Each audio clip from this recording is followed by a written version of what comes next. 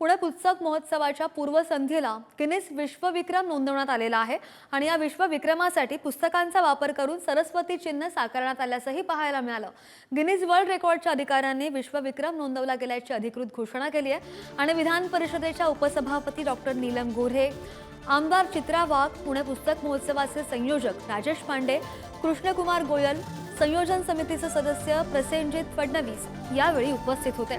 विश्वविक्रमी कलाकृतींसाठी निळकंठ प्रकाशन, राष्ट्रीय पुस्तक न्यास यांच्या पुस्तकांचा वापर करण्यात आला आणि असाच आढावा घेतलाय आमचे प्रतिनिधी ज्ञानेश्वर चौतमल यांनी। पाहूया।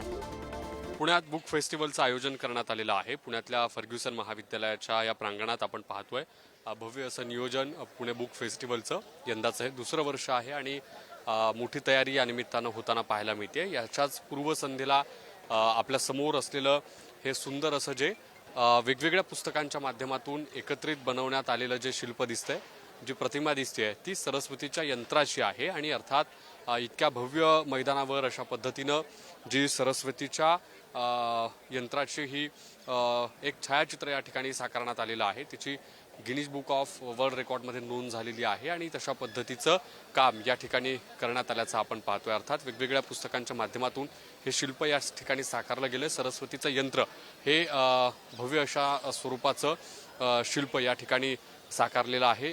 वेगवेगळ्या वाचकप्रेमींनी एकत्र येऊन हा उपक्रम या ठिकाणी राबवलेला आहे। अर्थात पुढचे 14 तारखेपासून 22 तारखेपर्यंत फर्ग्युसन महाविद्यालयाच्या मैदानावरती हा जो फेस्टिवल आहे तो या ठिकाणी साजरा होत असताना त्याच्या पूर्वसंध्येला अशा पद्धतीनं पुणेकरांनी एकत्र येऊन जो विक्रम या ठिकाणी केलेला आहे त्याचं सगळीकडे कौतुक होताना पाहायला मिळतं आहे।